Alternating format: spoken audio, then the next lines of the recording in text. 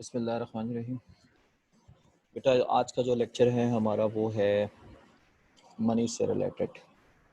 हमने मनी के इस चैप्टर को स्टार्ट किया तो सबसे पहले हमने जो टॉपिक पढ़ा वो टॉपिक था हमारा बार्टर ट्रेड। बार्टर ट्रेड एक ऐसा इकोनॉमिक सिस्टम है जिसमें मनी मौजूद नहीं होती।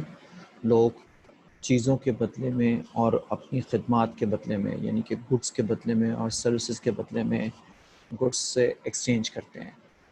हकीम जो है वो एक आदमी को देख लेता है और उसके बदले में उसे गंदम मिल जाती है। टीचर जो है वो पढ़ा देगा किसी को और उसके बदले में उसे जो है वो खाने पीने की अशिया मिल जाएंगी या रहने के लिए घर मिल जाएगा। बस विदाउट इन्वॉल्विंग मनी लोग अपने इकोनॉमिक सिस्टम को रन करने की कोशिश करते हैं। इस इकोनॉमिक सिस्टम को जो कि दुनिया में बहुत अच्छा चला, आहिस्ता आहिस्ता ये रूल आउट हुआ और इसकी जगह मनी ने ले ली। तो इसमें ऐसी क्या प्रॉब्लम्स थी जिसकी वजह से ये सिस्टम आउट हो गया। तो वो आपको याद होगा, हमने लास्ट लेक्चर में 7 पॉइंट्स किए थे। आज क्विक रिवीजन कर लेते हैं उन बच्चों के लिए जिन्होंने उसको रिवाइज नहीं किया या वो उस लेक्चर में नहीं थे। एक आदमी, उसके पास एक गुड मौजूद है, दूसरा आदमी उसके पास गुड भी मौजूद है।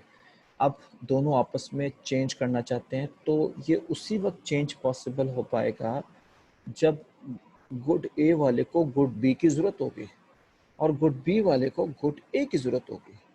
अगर हम एक तीसरी गुड सी भी इंट्रोड्यूस करते हैं तो फिर भी ये ट्रेड हो सकती है कि गुड ए वाला जो है उसको गुड सी की ज़रूरत है, गुड बी वाला जो है उसको गुड जो है ए की ज़रूरत है। तो वो आपस में एक दूसरे को देकर चेंज कर सकते हैं, लेकिन साइकिल बड़ा हो जाएगा। अब प्रॉब्लम ये है कि गुड ए वाला जो है उसको गुड सी की ज़रूरत है और गुड सी वाले को गुड बी की ज़रूरत नहीं है। ठीक, अब गुड ए वाले को गुड बी की ज़रूरत है। अब सी वाला कहता है मुझे तो ए चाहिए, ए वाला कहता है मुझे बी चाहिए, बी कहता है मुझे ज़रूरत नहीं, ट्रेड नहीं हो सकती। सो इस किस्म की डिफ़िकल्टीज थी। Second is the lack of common measure of value, कि उसमें क्या था कि जी हम हर दफ़ा जब ट्रेड करते थे ऑन एवरी बार्टर तो हमारी उस चीज़ की रिलेटिव वैल्यू जो है वो चेंज होती थी। मिसाल के तौर पे अब रुई है, सर्दियों में रुई की रिलेटिव वैल्यूज़ ज़्यादा हो जाती है। एक आदमी अगर सर्दियों में रुई की ट्रेड करेगा गोश्त से तो डेफिनेटली सर्दियां हैं, हर बंदे को रुई चाहिए लिहाफ बनाने के लिए, उसको उसकी ज़्यादा वैल्यू मिलेगी। गर्मियों में उसकी वैल्यू कम हो जाएगी। हो सकता है कोई गर्मियों में उसको ट्रेड करने के लिए तैयार ही ना हो। फिर उसके बाद तीसरी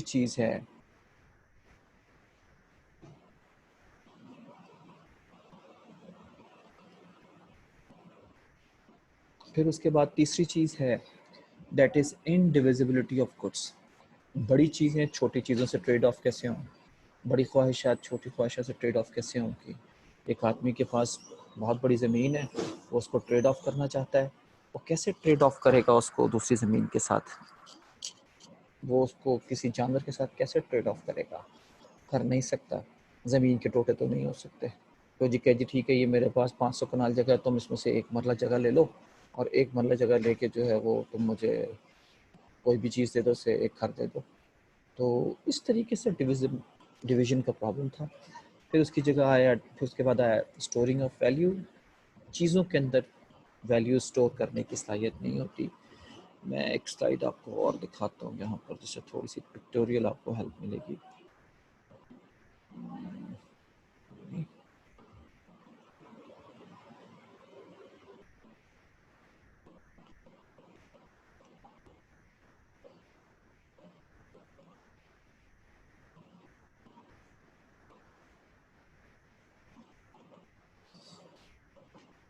ये बार्टर ट्रेड सिस्टम की जो है एक स्लाइड है। ये इंटरनेशनल लोगों की बनाई हुई स्लाइड्स हैं। मैंने जो है वो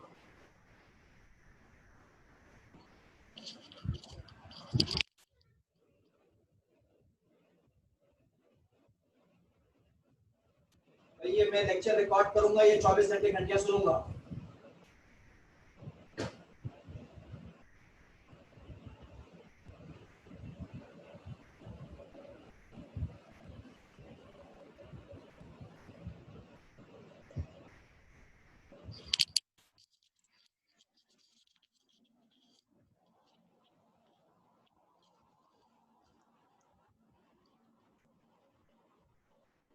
जी, तो इसमें अगर आप देखें तो बार्टर ट्रेड में क्या प्रॉब्लम था कि एक आदमी के हाथ में सेब मौजूद है, एक आदमी के हाथ में केला मौजूद है और वो आपस में एक दूसरे को ट्रेड करना चाह रहे हैं। This is called as barter trade system. इसमें आगे चलते हैं। Bartering is a system of exchange of some goods with other goods. एक आदमी के हाथ में एक जानवर का बच्चा है और एक आदमी के हाथ में टीवी है और वो आपस में चेंज करना चाहते हैं। इसके मुताबिक क्या है, ओल्डेस्ट सिस्टम है और इसमें गुड्स और सर्विसेज दो पार्टीज के दरमियान विदाउट इन्वॉल्वमेंट ऑफ कैश जो है वो एक्सचेंज हो रही हैं।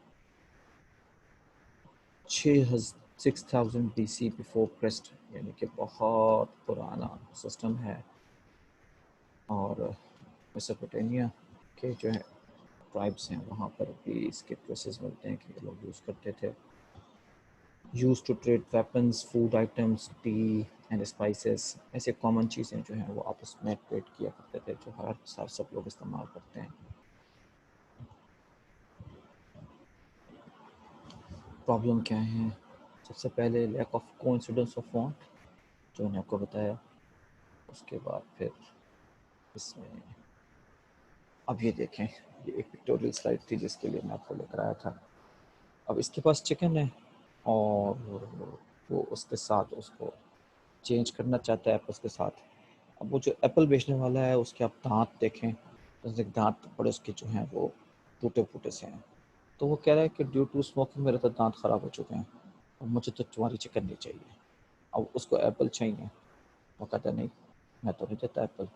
और अब देखें, को इंसिडेंस ऑफ वांट नहीं हो सकी तो ट्रेड नहीं हुई और वो बंदा जो है वो मुँह दूसरी तरफ करके चल पड़ा।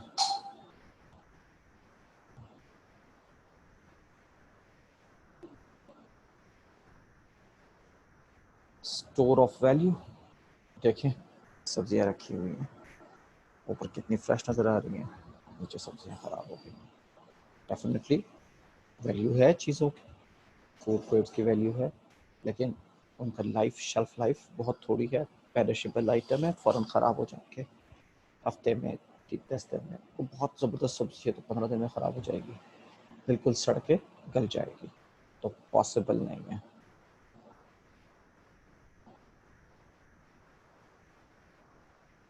डिवीजन ऑफ गुड्स वही देखिए, जैसे मैंने आपको बताया था, मैंने आपको एक गाय की मिसाल दी थी, यहाँ पर वो क्या कह रहा है, मछली की मिसाल दे रहा है। अब चीज़ें हाफ ट्रेड ऑफ नहीं हो सकती हैं, काटी नहीं जा सकती। सिर्फ तो एक दाना देते हैं, 2 दाना देते हैं, 4 देते हैं, 5 देते हैं। अच्छा, मुर्गे के बदले में क्या करेंगे? अब आधा मुर्गा तो नहीं दिया जा सकता। इसी तरीके से आ जाइए। अब इन सारी प्रॉब्लम्स को देखते हुए, जिसमें आखिरी 2 चीज़ें जो हैं वो हमारी बोरिंग और लैंडिंग में थी, गवर्नमेंट पेमेंट्स यानी कि टैक्सेस से रिलेटेड थी और ट्रांसफ़र ऑफ वेल्थ से रिलेटेड थी। तो इन सारी प्रॉब्लम्स का हल आया हमारे पास कैसे, कि हमारे पास जो है वो मनी वजूद में आ गई। अब हम सबसे पहले इस मनी की 2 किस्म की जो डेफिनेशंस हैं उनको स्टडी करते हैं। अच्छा, काइंड्स ऑफ मनी लिख लूँ पहले मैं, मेरा ख्याल है काइंड्स ऑफ मनी। आप मनी की सबसे कॉमन किस्म को कौन सी पहचानते हैं जो आप कहते हैं कि यार this is money? Currency, exactly. Currency, अब करेंसी में अगेन हमारे पास करेंसी में क्या है, 2 किस्म की करेंसीज हैं। कौन कौन सी? एक मेटालिक करेंसी, मेटालिक करेंसी, और दूसरा हमारे पास है पेपर करेंसी। पेपर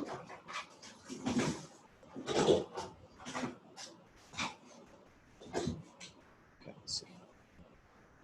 अब मेटालिक करेंसी और पेपर करेंसी ये तो बिल्कुल कॉमन सी चीज़ें हैं जो कि आप रोज़ यूज़ करते हैं ना।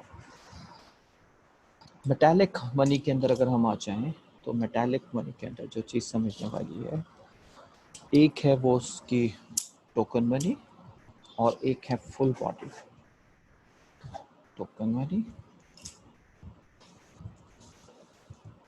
और दूसरा है फुल बॉडी टोकन मनी। क्या चीज़ है? अगर मेटालिक करेंसी के उस सिक्के की मेटल की वैल्यू उसकी फेस वैल्यू से कम हो तो वो टोकन मनी कहलाएगी। मिसाल के तौर पे हम एक सिक्का देखते हैं 50 रुपए का और वो सिक्का 5 रुपए वाले सिक्के से थोड़ा सा ही बड़ा हो, तो अगर वो ब्रास का बना हुआ सिक्का है, उतना ब्रास लेते हैं तो फिजिकली उतना ब्रास अगर 5 रुपए का आता है और 5 रुपए की वैल्यू उसके ऊपर लिखी हुई है तो वो कहलाएगा फुल बॉडीड कॉइन। और अगर वो 5 रुपए से थोड़ा सा बड़ा सिक्का, आपने देखा होगा ना, सिक्के ऐसे ही होते हैं, 2 रुपए का सिक्का थोड़ा छोटा तो 5 रुपए का उससे बड़ा, तो 10 रुपए का उससे बड़ा। तो इस तरीके से जो फुल बॉडीड कॉइन्स होते हैं उनमें फेस वैल्यू जो है वो आपके मेटल की वैल्यू के बराबर होती है, और जो टोकन करेंसी होती है, टोकन मनी होती है, उसमें फेस वैल्यू कहीं ज़्यादा होती है एज़ कम्पेयर टू उसके मटेरियल वैल्यू की। तो मेटालिक मनी में आपने याद रखना है कि मेटालिक मनी के अंदर याद करने वाली सिर्फ दो चीज़ें हैं, एक है टोकन मनी और दूसरा है फुल बॉडीड मनी। मैं इसको यहाँ पे ऐड कर देता हूँ, इसको छोटी सी एक face value is greater than metal value। ये आपकी हो गई मेटालिक टोकन मनी। इसी को मैं यहाँ ले आता हूँ और फुल बॉडीड कॉइन्स की डेफिनेशन को आसान करने के लिए हम क्या लिखेंगे कि फुल बॉडीड कॉइन में face value is equal to metal value. ये आपके हो गए full bodied coins. Paper currency में आ जाइए। पेपर मनी क्या होती है या पेपर करेंसी क्या है? इसको मैं पेपर मनी करूँ, करेंसी में तो मेटल पेपर मनी अब सही। पेपर मनी सीरियल नंबर इसको 2 करना चाहिए था।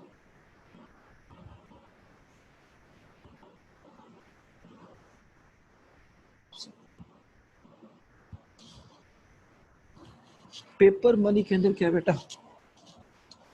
जी हाँ, नोट्स, वो सारे करेंसी नोट्स जो किसी भी मुल्क का सेंट्रल बैंक, कौन सा बैंक? Central bank. अच्छा देखें, आप पाकिस्तान में ज़रा मशहूर बैंकों के नाम बताएं। जी बिल्कुल ऐसे ही है, Allied Bank, Nizam Bank, Habib Metropolitan Bank, MCB Bank, United Bank और माई बैंक और स्टैंडर्ड चार्टर्ड बैंक और सिटी बैंक और स्टेट बैंक। एग्जैक्टली। अब ये जो स्टेट बैंक है ना, this is the central bank. State Bank बैंकों के पीछे एज अ बैंक काम करता है। वो आम आदमी के साथ पब्लिक डीलिंग नहीं करता, बल्कि वो गवर्नमेंट का बैंक होता है और वो गवर्नमेंट के इंस्ट्रक्शन इशू करता है। तो उसको हम आगे डिटेल में पढ़ेंगे। अभी आ जाइए स्टेट बैंक के ऊपर कि स्टेट बैंक या सेंट्रल बैंक क्या करता है। सेंट्रल बैंक मनी का कस्टोडियन होता है। टेक्निकली तो वो सारे मॉनेटरी सिस्टम का कस्टोडियन होता है, लेकिन मनी जो है वो भी उसके कंट्रोल में होती है। पैसे कौन कौन से नोट होंगे, कितने नोट होंगे, कब ज़्यादा करने हैं, कब कम करने हैं, नए छापने हैं, पुराने छापने हैं, डिज़ाइन चेंज करना है, नहीं करना, ये सारे डिसीजंस जो हैं वो उस मुल्क का सेंट्रल बैंक करता है। पाकिस्तान में अगर हम आ जाएं तो हमारे पास इस वक्त करेंटली जो करेंसी नोट हैं वो किस किस वैल्यू में अवेलेबल हैं? आ जाइए। ₹10, 20, 50, 100, 500, 1000, 5000। एग्जैक्टली जी, ये सारी की सारी आपकी पेपर मनी है। उसके बाद इसमें एक और चीज जो समझने की जरूरत है,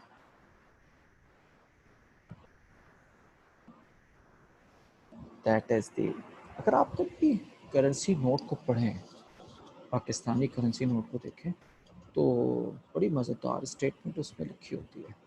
देखिए मैं 1 मिनट के लिए जाता हूँ गूगल में और गूगल के करता हूँ, इमेजेस में आता हूँ, यहाँ पर आके लिखता हूँ पाकिस्तान करेंसी, पाकिस्तान करेंसी।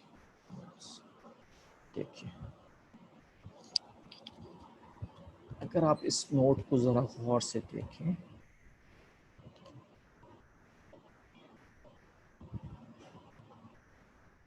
तो आप यहाँ पे देखेंगे, मैं एक सेकंड यस, ये ज़रा पुराना 50 रुपए का नोट है, लेकिन आपको बताना है चाह रहा था कि अगर आप गौर से देखें तो उस नोट के ऊपर क्या लिखा हुआ है, बैंक दौलत पाकिस्तान, और क्या लिखा हुआ है, 50 रुपया हमले हासिल मुताबिक अदा करेगा। अगर आप गौर से देखेंगे तो इसके ऊपर जो है वो कंप्लीट स्टेटमेंट लिखी हुई है। वो स्टेटमेंट क्या है कि बैंक दौलत पाकिस्तान 100 रुपया हामिल हाजा को मुतालबे पर अदा करेगा। हुकूमत पाकिस्तान की ज़मानत से जारी हुआ और उस पर स्टैम्प है और साइन है। मीन्स कि ये जो पेपर है ये अब लीगल टेंडर में कन्वर्ट हो गया है। ये हर आदमी को ट्रांजैक्शन के वक्त एक्सेप्ट करना है और 50 रुपए के इक्विवेलेंट की जो भी वैल्यू है या 100 रुपए के इक्विवेलेंट की जो भी वैल्यू है, उस वैल्यू को उसको एक्सेप्ट करना है। वापस आते हैं टॉपिक की तरफ। इस मनी की काइंड्स में सबसे पहले करेंसी में हमने 2 किस्में पढ़ी, जिसमें मेटालिक मनी है और पेपर मनी है, और ये मनी इन सर्कुलेशन कहलाती है। इसके बाद इसमें सेकंड इम्पॉर्टेंट चीज़ है जो हमने पढ़ी है, दैट इज़ डिपॉजिट मनी। बहुत सारे लोग ऐसे हैं जो पैसे अपने पास कैश नहीं रखते, वो सारे के सारे पैसे उनके पास कमर्शियल बैंकों में चेक्स की फॉर्म में, डिपॉजिट्स की फॉर्म में रखे हुए होते हैं। तो डिपॉजिट मनी क्या चीज़ है? It is the amount of money which is in the commercial banks. अगर हम मनी की सबसे फर्स्टली डेफिनेशन निकालें जो कि इकोनॉमिस्ट यूज़ करते हैं, तो वो अपनी डेफिनेशन लिखते हैं M1 is equal to CU plus TD।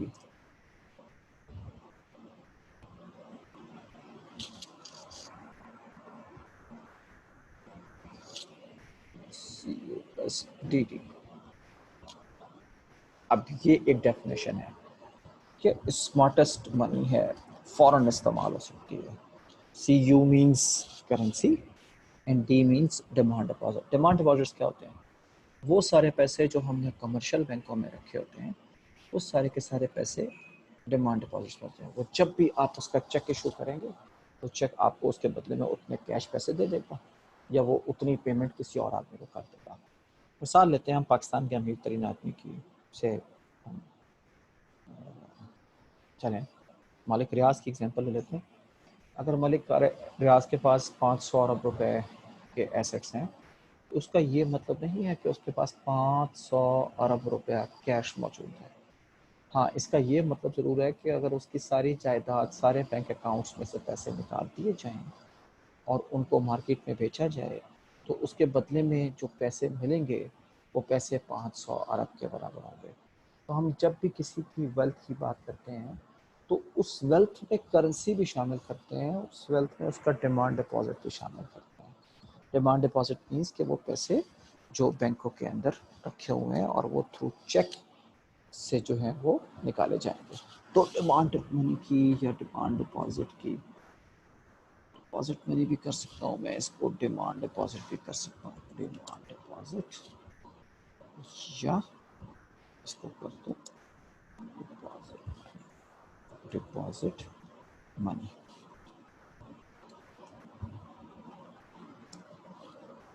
Money can be demanded instantly from the from banks, commercial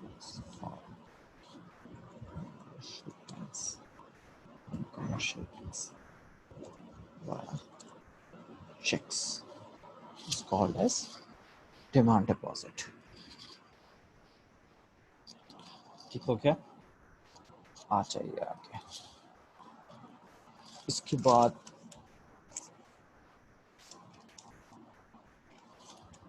हम इससे नेक्स्ट उसमें आएंगे जो है आपका मनी ऑफ अकाउंट.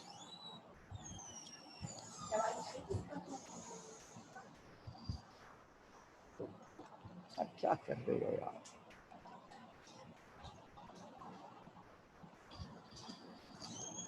लाओ.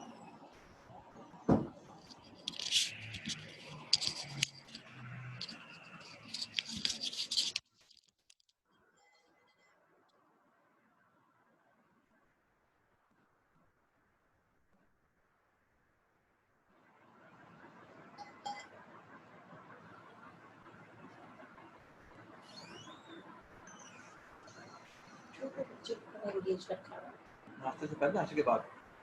नाश्ते के बाद. नाश्ते में जो भी आलू फालू खाया था उसका गोली खाने को चाहिए.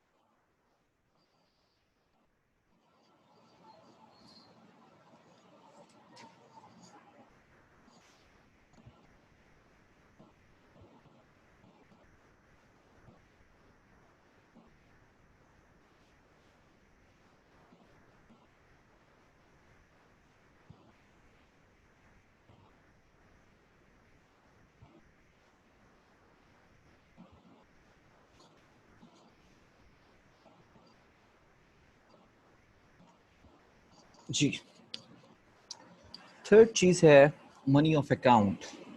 मनी ऑफ अकाउंट, इसको अकाउंट से ज़्यादा अगर मैं अकाउंटिंग लिखूँगा तो आपको शायद ज़्यादा बेहतर समझ में आए। मनी ऑफ अकाउंटिंग क्या चीज़ है? हमने किसी एक चीज़ की वैल्यू बतानी है या उसकी वेल्थ का स्टैंडर्ड बताना है, तो हमारे लिए मनी बड़ा अच्छा सॉल्व करती है। हम तो भाइयों की मिसाल लेते हैं, दोनों आपस सामने टेबल पे बैठे हुए हैं, एक बता रहा है कि यार मैंने 10 कनाल का प्लॉट खरीदा है, एक आदमी कहता है मैंने 100 कनाल का प्लॉट खरीदा। अब आप अगर वहाँ कमरे में बैठे तो आप देखेंगे कि अच्छा यार 10 कनाल वाले ने छोटा प्लॉट खरीदा है और 100 कनाल वाले ने बहुत बड़ी जगह खरीदी है। अब in terms of land area तो डेफिनेटली 100 कनाल ज़्यादा है, लेकिन अगर आप थोड़ा सा उससे डिटेल में पूछेंगे तो कहते हैं जी 100 कनाल मैंने जो खरीदा है ना, वो मैंने खरीदा चौक बागड़ में, वो मुल्तान के पास जाके। तो किस तरह मिला है? वो जी 50,000 रुपये कनाल मिला है। तो 100 कनाल कितने का बना? 50 लाख रुपए का। आप उससे पूछते हो आपने कितना खरीदा, तो कहते हैं मैंने तो सिर्फ 2 कनाल खरीदा था। 2 कनाल किस तरह है? तब वो 50 करोड़ रुपए कनाल है, 1 करोड़ रुपए का।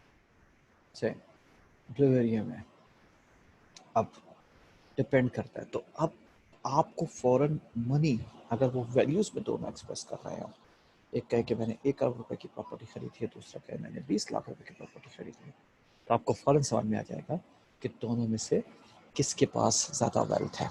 इसे कहते हैं स्टैंडर्ड ऑफ मनी। इसके अलावा भी हर चीज़ की वैल्यू को एक्सप्रेस करने के लिए मनी का स्टैंडर्ड लिया जाता है। तो इसीलिए इसको मैं मनी ऑफ अकाउंटिंग कहता हूँ कि जी किसी भी चीज़ को अकाउंटिंग करनी है, बच को क्रिएट करना है, तो उसको मनी ऑफ अकाउंटिंग कहा जाता है। चौथी फोर्थ पॉइंट ले लें। फोर्थ पॉइंट है इसका नियर मनी। नियर मनी क्या चीज़ है जी? वही डिमांड डिपॉजिट्स, जैसे बैंक पे रखे हुए, तो जो आपने चेक लिखा और कैश आ गया, उनके अलावा भी डिपॉजिट्स होते हैं, जिसे हम टाइम डिपॉजिट्स कहते हैं या फिक्स डिपॉजिट्स कहते हैं। बहुत आसान सी मिसाल, price bond. Price bond commonly accepted नहीं है। आप किसी दुकान पे चले जाएं, 1,000 रुपये का प्राइस बॉन्ड दे सकें क्या मुझे फला चीज़ चाहिए, दुकानदार थोड़ी सी ही लोचट करेगा, नहीं देगा। एज़ कम्पेयर टू दिस साथ बैंक है, वो कहेगा जी साथ बैंक में जाएँ, इसको पैसे में चेंज करें, मुझे पैसे ला रहे हैं। आप बैंक में जाएंगे, बैंक वाले से कहेंगे यार ये 1,000 रुपये का प्राइस बॉन्ड है, मुझे चेंज कर दो, तो वो चेंज कर देगा, चेंज करके आप चाहे बाजार से चीज़ बाय कर लें। तो इस किस्म के सारे एसेट्स जो कि करेंसी के नोटों में नहीं है लेकिन वो फाइनेंशियल वैल्यू रखते हैं, वो सारे के सारे आपके नियर मनी में आते हैं। इसमें आपकी मैं मिसाल के तौर पे ऐड कर देता हूँ, सबसे कॉमनली प्राइस बॉन्ड्स, इसके बाद फिर national saving certificates, national saving certificates और डिफेंस सेविंग सर्टिफिकेट्स। सर्टिफिकेट्स ये पाकिस्तान में बड़े कॉमन सर्टिफिकेट्स हैं जो तकरीबन हर हर सेविंग करने वाले के पास, पेंशनर के पास आपको नज़र आएंगे उनकी वैल्यू को स्टोर करने के लिए। उसके बाद आ जाइए इलेक्ट्रॉनिक मनी। इलेक्ट्रॉनिक मनी, अभी आपने आजकल एक नया नाम सुना होगा, डिजिटल करेंसी का, कि जी डिजिटल करेंसी आ जाए। क्रेडिट कार्ड के थ्रू आपने सुना होगा पेमेंट हो जाती है जी, एटीएम कार्ड के थ्रू हमने पैसे ट्रांसफ़र कर दिए। अब वो जो एटीएम कार्ड है वो बेसिकली क्या है?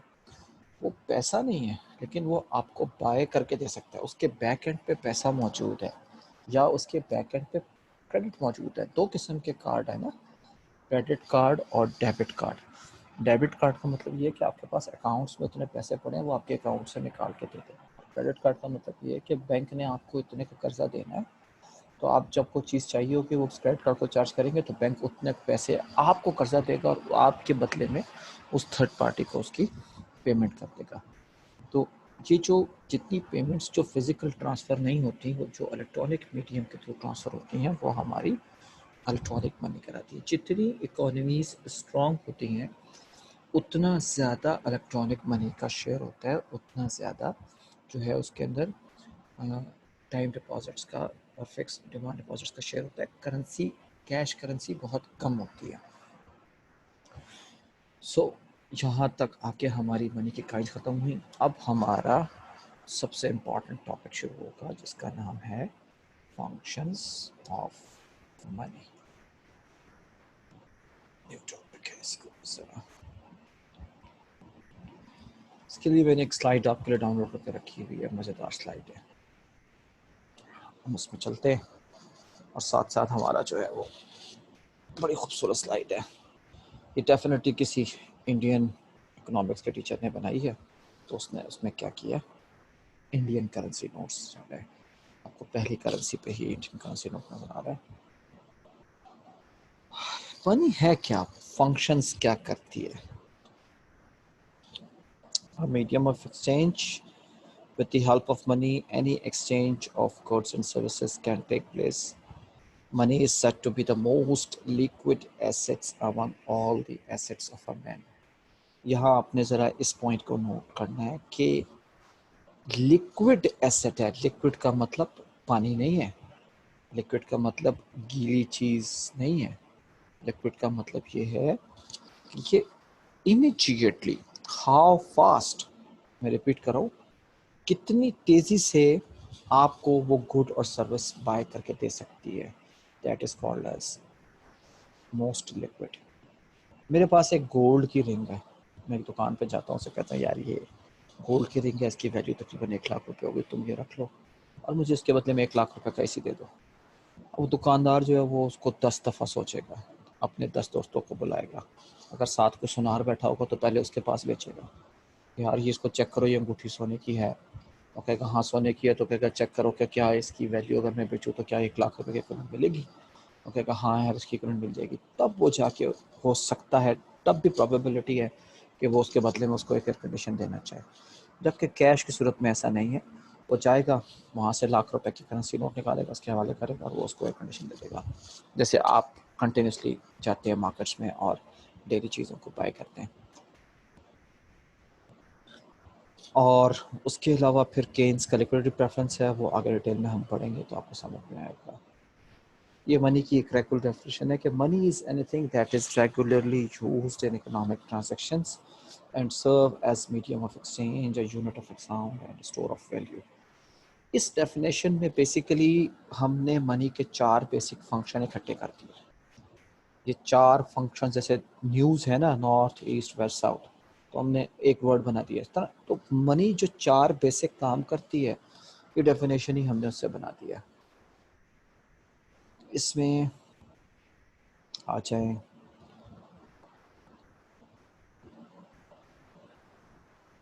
functions of money, very important. First function of money that is serves as it serves for as a medium of exchange. क्या काम है इसका कि ये एक आदमी और दूसरे आदमी की नीड्स के दरमियान as a medium of exchange काम करती है। मैं इकोनॉमिक्स का टीचर हूँ, मैं इकोनॉमिक्स पढ़ाऊँगा, मुझे पैसे मिलेंगे, उसके बदले में डॉक्टर को जाऊँगा, डॉक्टर को दिखाऊँगा, डॉक्टर को उसके बदले में पेमेंट दे दूँगा।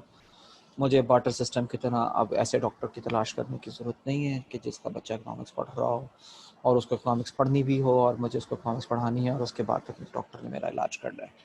तो मीडियम ऑफ एक्सचेंज दो लोगों की नीड के दरमियान ये काम करता है, गुड्स के दरमियान, वेल्थ ट्रांसफ़र ऑफ वेल्थ के दरमियान, सब चीज़ों के दरमियान as a medium of exchange इस्तेमाल होता है। Measure of value, again the same point जो मैंने आपको पहले बताया था कि things are said to be cheap or expensive on the basis of money, on the amount of money required for their possession. This make exchange mutually profitable. अब एक चीज़ की वैल्यू लिखी है 100 रुपये, एक चीज़ की वैल्यू लिखी है 1000 रुपये। आप शर्ट लेने जाते हैं तो आपको पता है कि अच्छा यार 1000 वाली महंगी है, 100 रुपये वाली सस्ती है।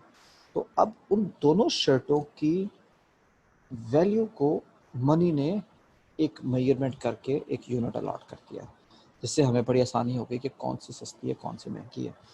अगर मैं ये प्राइस टैग हटा लूँ और आपके सामने दोनों शर्ट रख दूँ तो शायद आप क्वालिटी कलर देख के कहें कि हाँ ये अच्छी है और आप ले भी लें, लेकिन बाज़ औक़ात ऐसे होता है कि वैल्यू जो है वो फिज़िकली क्वालिटी से पता नहीं लगती। मिसाल के तौर पे एक होंडा का लेटेस्ट होंडा सिविक की कार और एज़ कम्पेयर टू दिस एक 1920 मॉडल की अमेरिकन प्रेसिडेंट की चली हुई कार। अब उस फोर्ड कार का की प्राइस में भी इन 10 सिविक से ज़्यादा हो। देखने में ये गाड़ी नहीं है, लेटेस्ट मॉडल की आपको पहचान है, लेकिन वैल्यू उसकी ज़्यादा है। तो प्राइस टैग जो है वो बताता है आपको कि किस चीज़ की कितनी वैल्यू है। Standard of deferred payment. Deferred payment क्या है बेटा, कि वो पेमेंट्स जो आपने फ़ौरन नहीं की, डेफर कर दी हैं, आगे कर दी हैं। अब वो जो पेमेंट आगे कर दी है उनकी वैल्यूज़ को भी कॉमन रहना ज़रूरी है। मैंने आपको पिछले क्लास में या शायद इस क्लास के स्टार्ट में रोई की मिसाल दी थी कि एक आदमी ने पेमेंट करनी है उसको, उसके बदले में गर्मियों में उसका रोई का सौदा तय हुआ है। अब वो सर्दियों में जाके उसको रुई दे रहा है अरेंज करके, तो सर्दियों में आपको पता है कि रुई की डिमांड बहुत ज़्यादा, तो उसकी वैल्यू बहुत ज़्यादा हुई होती है। तो उस तरह तो वो प्रॉब्लम में आ जाएगा, क्यों, उसकी वो चीज़ गर्मियों में से उसने उसके बदले में 50 बकरे लिए थे एक मन रुई के अगेंस्ट। अब सर्दियों में उसकी वैल्यू जो है वो 100 बकरों के बराबर है, तो उसको तो लॉस हो गया ना, कि अगर वो गर्मी में देता तो 50 बकरे देने पड़ते, सर्दियों में देने पड़े तो उसको 100 बकरे देने पड़े। तो जो डेफर्ड पेमेंट्स होती हैं उनका स्टैंडर्ड बनाने के लिए मनी जो है वो बेहतरीन पर्पज सॉल्व करती है। हम बता देते हैं कि यार आपको मैंने 5 लाख रुपए दिया है, आपने मुझे फ़लाँ तारीख को फ़लाँ महीने में 5 लाख रुपए पे करना है। सर्दी हो, गर्मी हो, जंग हो, बारिश हो, जो भी हो, आपको 5 लाख रुपये मिल सकते हैं। तो लोग कॉमनली उस पर एग्री करना शुरू हो गए और उससे जो है वो लोगों को एक कॉन्फिडेंस फील होना शुरू हुआ। ये नहीं फील होना शुरू हुआ कि यार मेरी मनी वैल्यू का जो है वो लॉस हो जाएगा। अब वो जो रुई बेचने वाला है, जिसको किसी और से ट्रांजेक्शन करके उसके बदले में 100 बकरे मिल सकते हैं, जिससे वो पाबंद कर चुका है, जिसके साथ वो वायदा कर चुका है, अगर वो उसको देगा और उससे 50 बकरे लेगा तो उसको एक दिल में दर्द ही होता रहेगा कि यार मैंने घाटे का सौदा किया। The last function is the store of value, कि पैसा जो है वो फ़ौरन वैल्यू अपनी स्टोर कर लेता है। करेंसी जो है या मनी जो है वो अपनी वैल्यू को स्टोर करता है। कैसे? टमाटर की फसल बहुत अच्छी हुई, कितने की बिकी? भाई 5 लाख की बेच दी। ओके, 5 लाख कहाँ हैं? ये 5 लाख रुपए के नोट मौजूद हैं। तो ये 5 लाख रुपए के नोट अब अगले 1 महीने तक 5 लाख रुपए के नोट ही रहेंगे, और इनको कीड़ा लगने से, बारिश से, पानी से ख़राब कर ना करें, किसी जगह सेफ बैंक में रखें, तो हो सकता है ये अगले 10 साल के बाद भी मनी वैल्यू में 5 लाख रुपए के बराबर ही होंगे। तो ये है आपका फंक्शंस ऑफ मनी में इसका जो स्टोर ऑफ वैल्यू का फंक्शन है। इसके बाद इसके अंदर अगर आप देखें, मैं इसको वापस ले जाऊँ इस स्लाइड पे, हमने ये 4 फंक्शन कर लिए। इसमें सबसे पहला फंक्शन क्या था बेटा? Medium of exchange, common medium of exchange, MOE, इसको ऐसे याद करें, MOE। मीडियम ऑफ एक्सचेंज के बाद दूसरा इंपॉर्टेंट फंक्शन क्या था? Store of value, store of value, इसको लिख रहे हैं SOV। और इसके बाद क्या था? मेजर ऑफ वैल्यू, वैल्यू और स्टैंडर्ड और यूनिट ऑफ अकाउंट। और इसके बाद आ जाएगा इसमें standard of deferred payments, standard of deferred payment, वो पेमेंट्स जो आपने बाद में करनी है उनका स्टैंडर्ड पर्पस सॉल्व करती है। इसके अलावा मनी के फंक्शन क्या हैं? Means of transferring value, means of transferring values, और उसके बाद गवर्नमेंट पेमेंट्स, टैक्स लग गया, इतने पैसे देने होंगे, इतने पैसे दिए जाएंगे, गवर्नमेंट टैक्स हो गए। और उसके बाद है इसके डायनेमिक फंक्शंस। डायनेमिक फंक्शंस में मैं चला जाऊँगा तो डायनेमिक फंक्शंस यहाँ तक ड्रॉप करता हूँ, वापस आए स्लाइड में।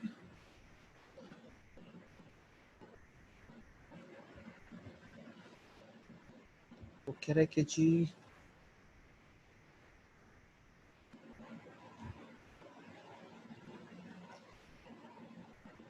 money activated money activated idle resources and puts them into productive channels. It thus helps in increasing output, employment, and income. It helps in converting savings into investments, creation of new money.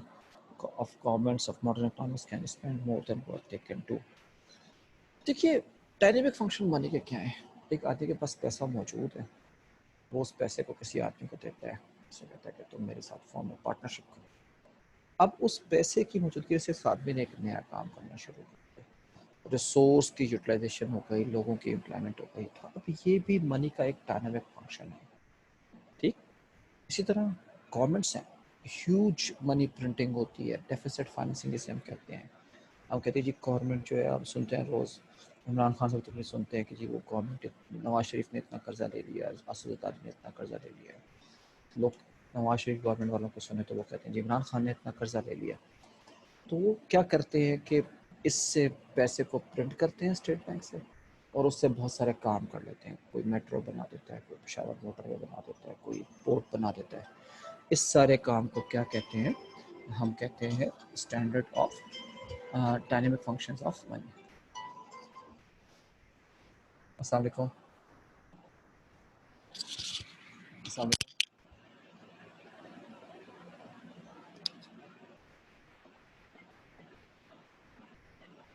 नहीं पापा, नहीं पापा,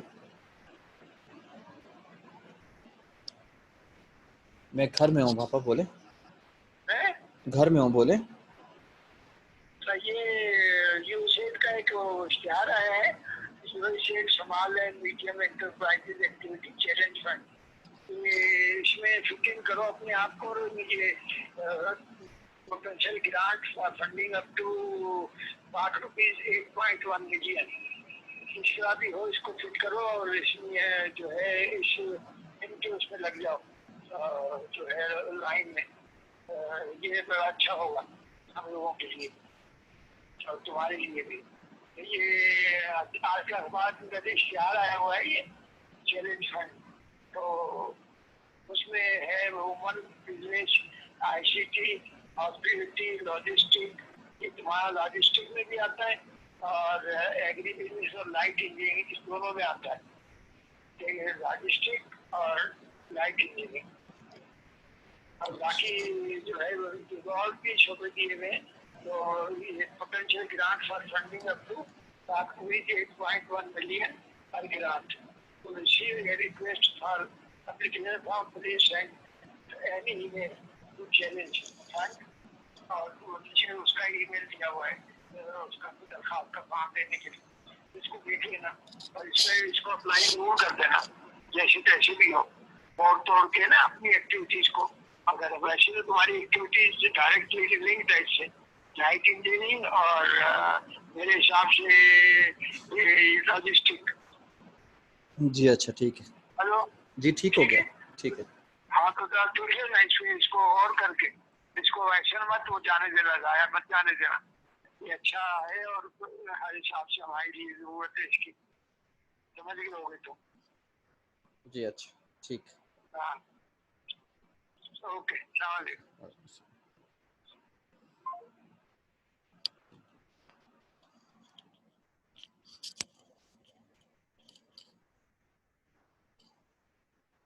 सो हम वापस आएंगे dynamic functions.